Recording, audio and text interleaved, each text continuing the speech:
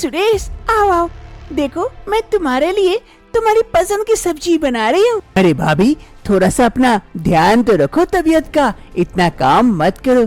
मेरा बच्चा तुम्हारे पेट में जो है भाभी। अरे हाँ बाबा हाँ, मुझे अच्छी तरह से पता है कि तुम्हारा बच्चा मेरे पेट में है और मैं उसका खूब अच्छे से ख्याल रख सकती हूँ। तुम्हें कुछ कहने की आवश्यकता नहीं है। वैसे भी तुम बाप हो तो थोड़ा सा तो लगेगा ही, लेकिन चिंता मत करो, मैं उसका खूब अच्छे से ख्याल करूंगी। काजल और सुरेश दोनों बातें कर रहे होते रसोई में। तभी काजल की सास उधर से गुजर रही थी और सारी बातें सुन लेती। ये बातें सुनकर उसकी सास को काफी शॉक्ड लगता है। अरे ये क्या सुन रही हूँ मैं? मेरी विधवा बहू मेरी बेटी के पति के बच्चे की माँ बनने वाली है, उसका बच्चा उसके पेट में। ये क्या हो रहा है? ची ची ची ची, मैं कभी नहीं सपने में भी सोची थी कि वो अपने ही ननद के पति के साथ ऐसा चक्कर चलाएगी। ये कल मुही, शायद मेरी बेटी सपना को कुछ भी पता नहीं है और वो भी तो अपने पति को छूट दे के रखी है, जिस कारण उसका पति भी ऐसे ऐसे काम करता फिर रहा है। ची ची ची ची, और मैं नहीं सुन सकती, मुझे सपना से बात करना ही होगा, उसके पति के कारनामे के बारे में बताना होगा। और मैं देखती हूँ मेरी विधवा बहू को बेटे के जाने के बाद ये तो बहुत ही ज्यादा उड़ने लगी है, इनके पंख तो काटने पड़ेंगे। ये कहते हुए सास शिवानी देवी वहाँ से चली जाती है और इधर, अरे भाभी आप खाना बनाओ, तब मैं जा रहा हूँ। हाँ जी हाँ, आप निश्चिंत रहे, इसकी चिंता आप न करें, मैं हूँ ना, मैं इसका खूब ख्याल रखूंगी। आखिर सुरेश और काजल का क्या रिश्ता है? काजल विधवा होते हुए भी वो सुरेश के बच्चे की माँ बनने वाली है, ये कैसे हो सकता है? जानने के लिए कुछ समय पहले चलते हैं।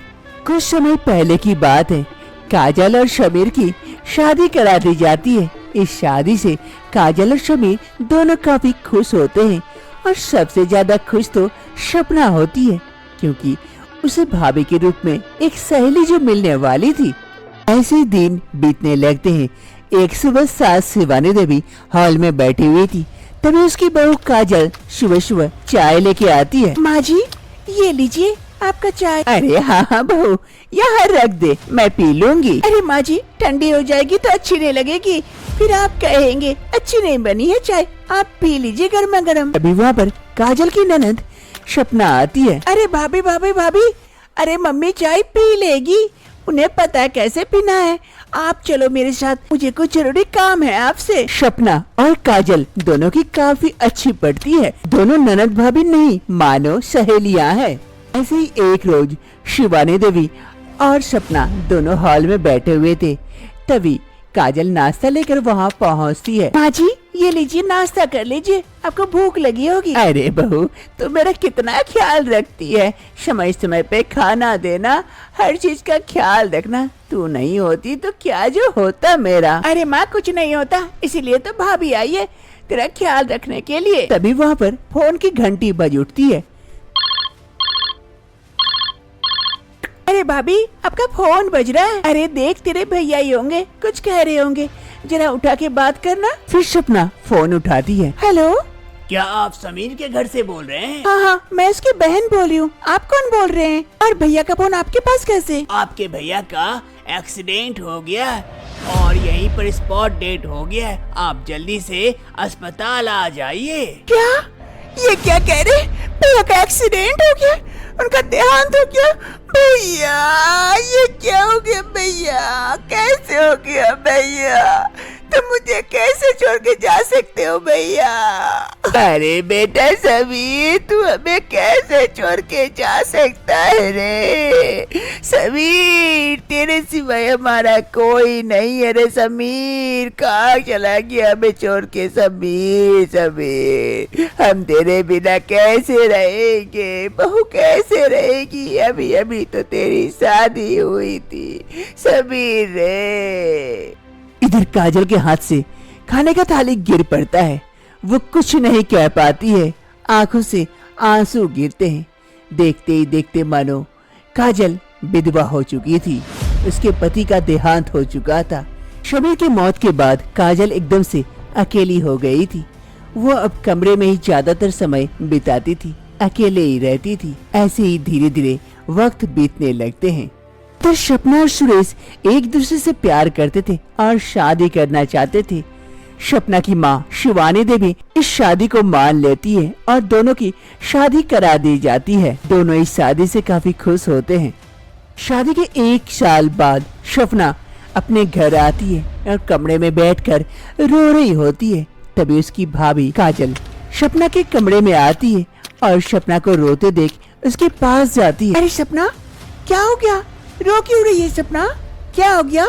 कोई कुछ कहे क्या? सुरेश से झगड़ा हुआ है क्या तुम्हारा? बताओ सपना। अरे नहीं भाभी, सुरेश तो बहुत अच्छे, उससे खूब प्यार करते हैं।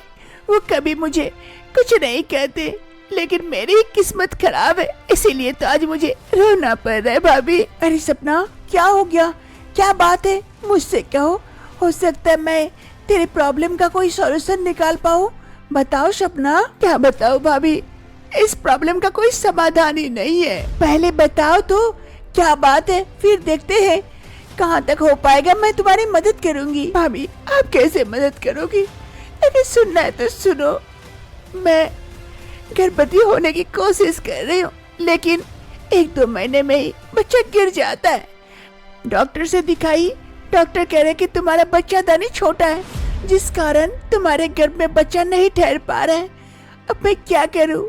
वो कह रहे हैं कि तुम्हें दूसरे कोख की आवश्यकता है, जो कोई औरत तुम्हारे बच्चे को अपने कोख में रखे। मैंने काफी कोशिश की, सुरेश भी बहुत इधर उधर बात की है, लेकिन कहीं भी ऐसी औरत नहीं मिल रही है जो मेरे बच्चे को अपने कोख में रखे। भाभी, शायद मैं कभी भी माँ नहीं बन सकती, ऐसे ही मुझे रहना पड़ेगा। मेरी सास मुझे हमेशा सुनाते रहती है बच्चे के लिए। अब बताओ भाभी, मैं क्या करूं? सपना की सारी बातें सुनने के बाद काजल कुछ देर सोचती है। सोचने के बाद कहती है, सपना, अगर एक मैं काम करूं तो अगर तुम्हारे उस बच्चे को मैं अपने कोख में रखूं तो कैसा होगा? अरे भाभी, तुम पागल हो गई हो क्या? ये क्या कह रही हो? तुम एक विधवा हो, समाज वाले क्या कहेंगे? समाज का मुंह दिखाने लायक नहीं रहोगी, सभी कोई तुम्हें दुसने लगेंगे। नहीं नहीं, मैं ऐसा नहीं कर सकती। अरे सपना, समाज का काम है कहना, वो तो कहते रहेंगे। और वैसे भी तेरे भैया तो नहीं रहे, कम से कम मैं घर के किसी के काम आई, तुम्हारी मदद कर पाऊँ तो मुझे बहुत ही अच्छा लगेगा। अब मना मत करो।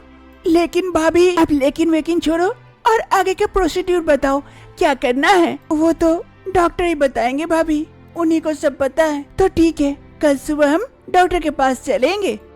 दूसरे रोज ही सपना काजल को लेकर पहुंच जाती है क्लिनिक, जहां पर डॉक्टर साहिबा काजल को अच्छी तरह से चेक करती है और आकर कहती है, कांग्रेचुलेशन सपना जी, आप अब माँ बन सकते हैं। आपकी भाभी आपके बच्चे को अपने गर्भ में रख सकती है। ये सुनकर सपना को काफी अच्छा लगता है, वो काफी खुश हो जाती है।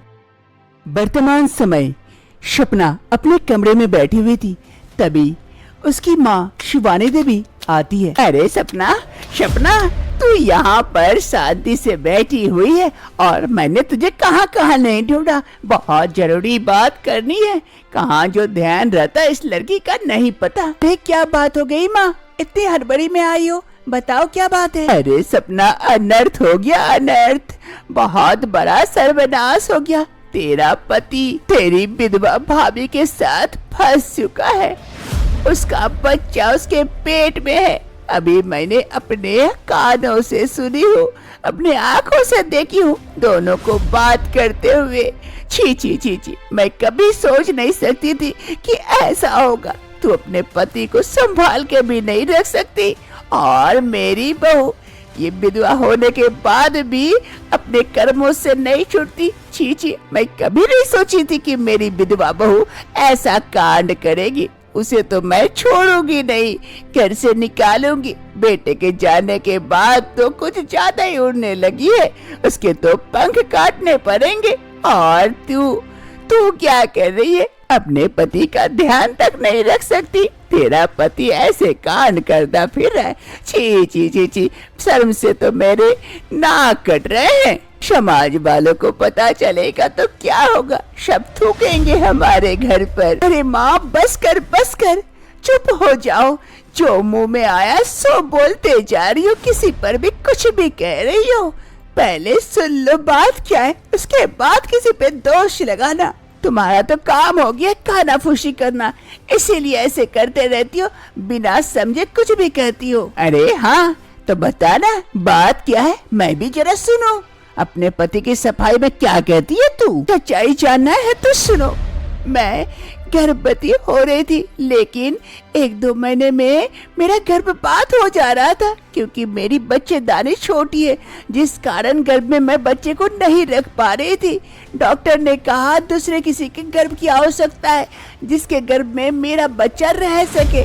कोई भी देने को तैयार नहीं था और मुझे ऐसी औरत नहीं मिल रही थी। हम लोग थक चुके थे, हार चुके थे।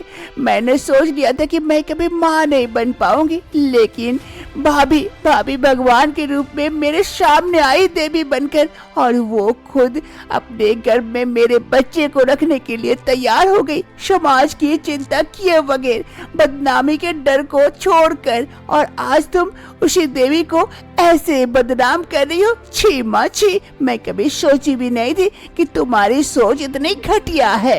ये कहते हुए सपना वहाँ से चली जाती है और इधर उसकी माँ शिवानी देवी को रियलाइज होता है कि वो अपने बहू के बारे में गलत सोच रही थी। अरे छी, मैं भी क्या सोच रही थी अपने बहू के बारे में।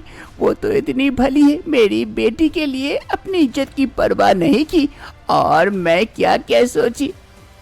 ऐसे ही वक्त बीतते हैं।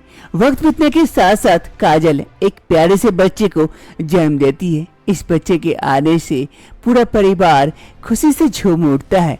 अरे सपना, ये लो तुम्हारा बच्चा, इसे कबूल करो, इसे गोदी लो, देखो तुम्हें अच्छा लगेगा। सपना अपने बच्चे को गोदी लेती है।